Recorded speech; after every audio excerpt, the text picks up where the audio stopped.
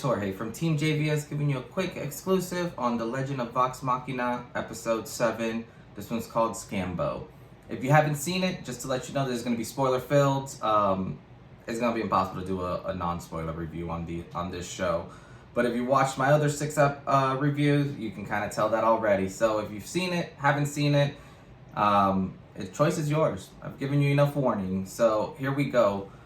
This jumps in immediately into Percy's background. You kind of see Percy and Cassandra going through school. Cassandra kind of being like, for better lack of terms, almost like the little class clown, like disturbing Percy, and Percy being like very focused.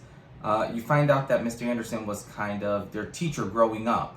And, you know, obviously he was always at the disposal of, you know, the king and queen, basically, or I think it was like the lord, if I recall correctly, of the land. So it's very interesting because you see that dynamic, and that plays on later on in the episode. But from there, he also talks a little bit more with the team, kind of about his pepper box and basically his gun, and, you know, a little bit more about it.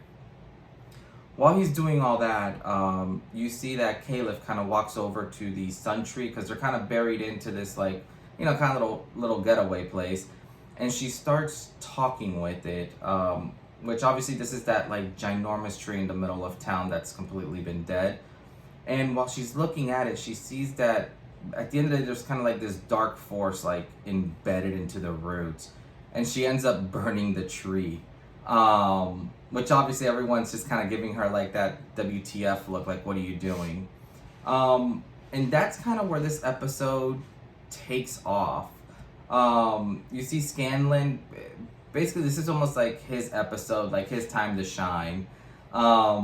He basically volunteers to create a massive distraction, going to, I believe it's the Duke's house. So he plots this plan. You know, you see him kind of like sneaking through, but this massive battle ensues. And I think one of the funniest parts is he kind of appears while, you know, the Duke is in the bathroom taking a dump, which is, you know, just kind of hilarious, because it does kind of fit into like his role, basically, you know, like just being at the wrong place at the wrong time. But from there, like, you kind of get all these crazy actions happening. He takes a potion, which I believe gives him dragon breath, if I had to take a guess. And he keeps taking all these different potions. Like, one shrinks him, you know, super tiny.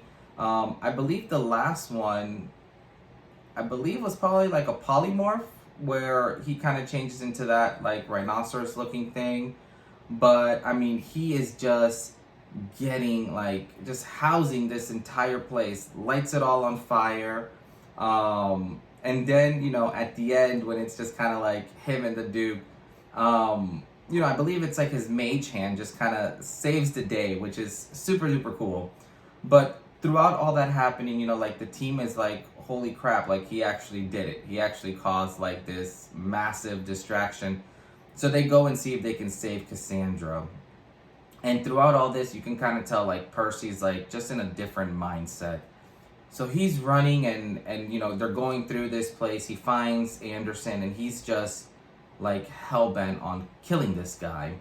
You know, Anderson kind of goes through a couple of the rooms, and finally, like, you see him in this room, and it's him and Cassandra, and they're fighting a little bit.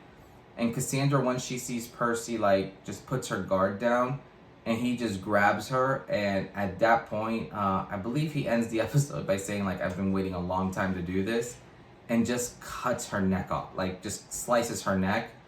And that's kind of how the episode ends, which is ridiculous, you know. I will say I'm super excited that they're not releasing this one episode at a time, because if this would have been the cliffhanger for a week, that would have been insane. But, you know, still, this show is just rocking it. I'm loving every minute of it. I think it's done it so much justice. But yeah, so that's kind of where it ends. I will come back with you guys, let you know how the rest of this goes. So be on the lookout for my next review on episode 8, and I will talk to you guys next time.